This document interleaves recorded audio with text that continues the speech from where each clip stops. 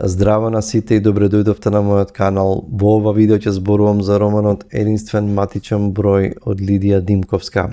Пред да продолжам со мојот краток осврт и видување за овој роман, да ве поканам да ги погледнете последните видеа на мојот канал. Паралелно со овие литературни видеа почнав да правам така наречени филозофски видеа и знам дека некогаш знаеме да кажеме па филозофијата е премногу апстрактна и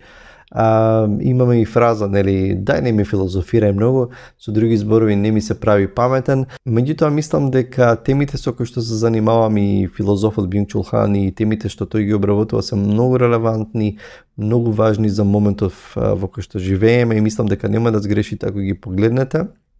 Исто така, ако ви се допаѓа содржината на овој канал, размислете да стиснете subscribe на каналот и лайк на ова видео ако ви се допаѓа. Толку за тоа се враќаме сега на прозата на Лидија Димковска, конкретно на романот Единствен матичен број. А Лидија, освен што е и добра позната поетеса, пред се мене ме интересира нејзината проза. Лидија има објавено 4 романи, ги имам прочитано сите, почнувајќи со Скриена камера, За резервен живот не морам да коментирам многу,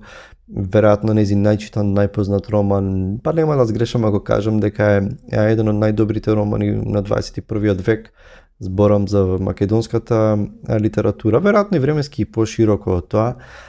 одличен роман, мислам дека треба да го прочитате. Она што е интересно е што Лидија, покрај тоа што си има свој стил, во незините романи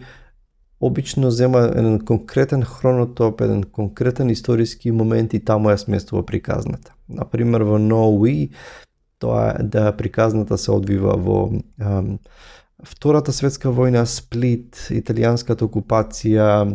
многу фина приказна, значи сместена токму во тоа време, во тој контекст, и тоа истото го прави Лидија и во Единствен матичен број, со тоа што сега не пренесува во, освен тоа што действието се одвива на повеќе места, претежно во Скопје, нели, во поранешна Југославија, во Македонија, меѓутоа не пренесува во Кипар и го отвара целото тоа кипарско прашање.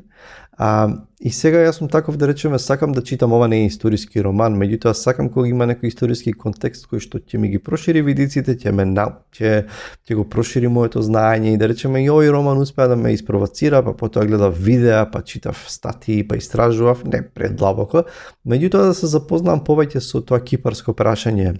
Зашто станува збор всушност? Романот раскажувам во прво лице, го раскажува една девојка по име Катерина Аврам и почнува со тоа како се запознала нејзините родители. Нејзината мајка заминува од Скопје на сезонска работа во 1974 година во Фамагуста, едно приморско супер популарно во тоа време туристичко место на Кипар. Се запознава со нејзиниот татко, кој што Никос Аврам, кој што работи во истиот хотел, и токму тоа лето настанува до конфликт. На Кипар живее доминантно, претежно етничко грчко население, меѓутоа и етнички турци. Доаѓа до конфликт кој што и претходно, нели, постои,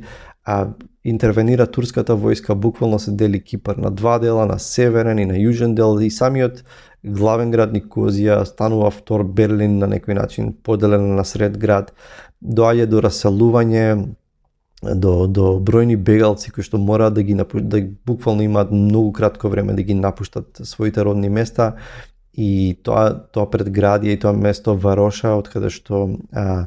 потекнува нејзиниот татко. Во целата таа паника тој не се ни збогува со неговите, не може ни да се врати да се види со нив, со неговиот брат, родителите, заминува со нејзината мајка, пребегнуваат во тогашна Југославија, во Скопје, и тој човек го гледаме како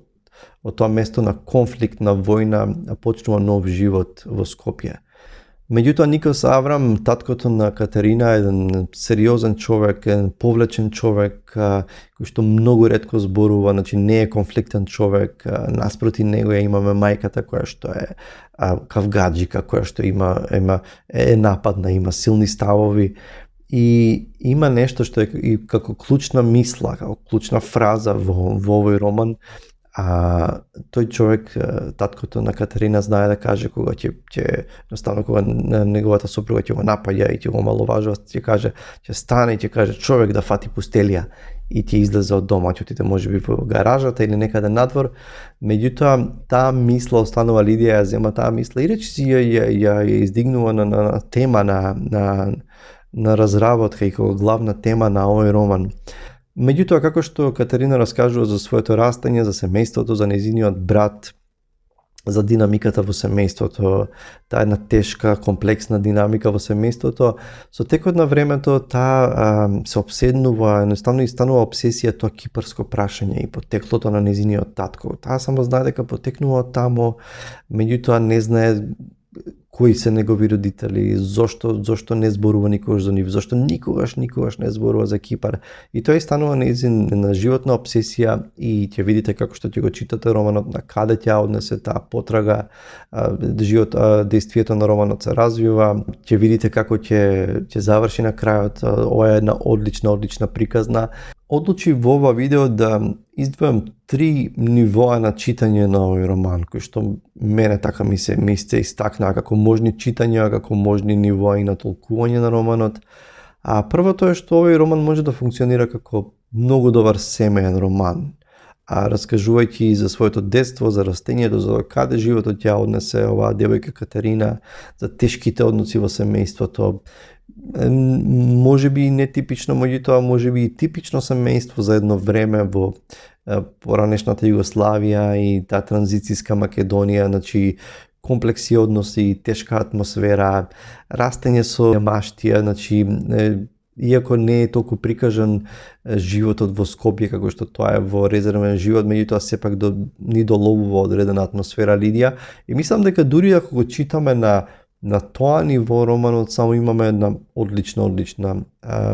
семејна приказна на едно семејство, од почеток до крај баш многу фино функционира тоа. Од друга страна, мислам дека една тема со која што се занимава Лидија и всушност и оттаму е насловот, е идентитетот, напуштањето на домот, обидот да се најде дом на друго место. Го гледаме нејзиниот татко буквално преку ноќ откорнат од неговото родно место,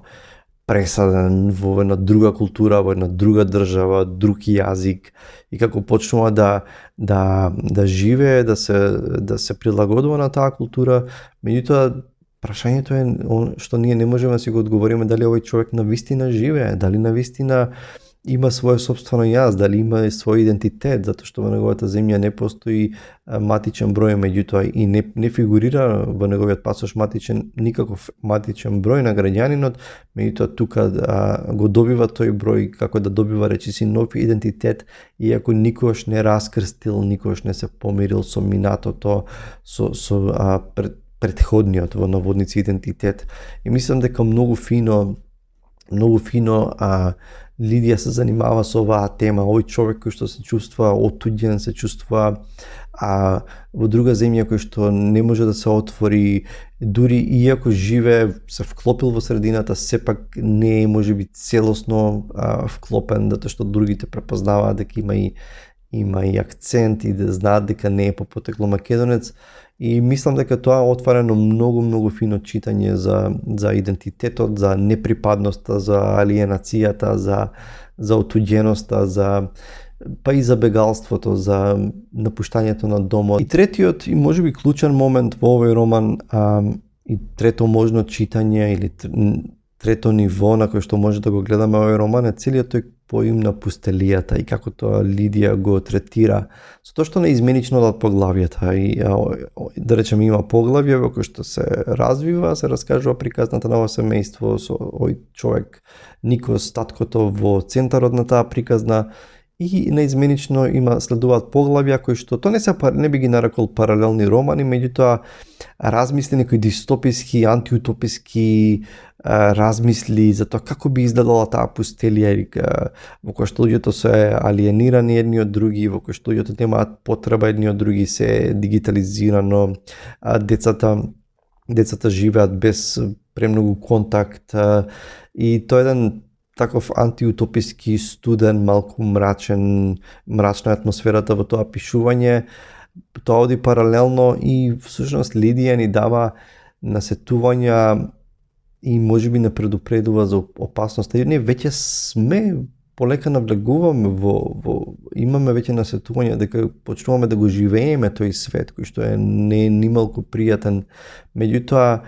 и подоцна во романот при крајот Катерина се занимава со истражување на тема комуни, па антикомуни и пустелијата како поим за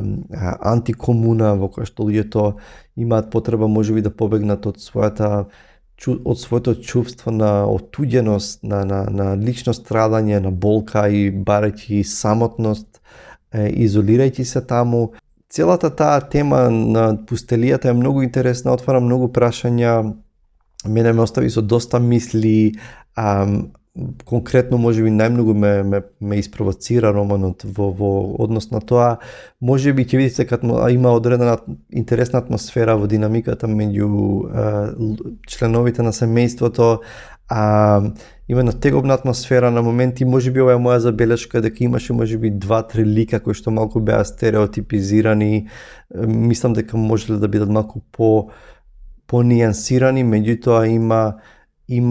Лидија знае како да таа динамика во семејството, таа реалност, дека ни ја стави во лице без разрешница, едноставно да како што тоа го прави добрата литература, на моменти да не разгневи, да не изнервира онака како реакција на постапките на некои луѓе во семејството, па и кај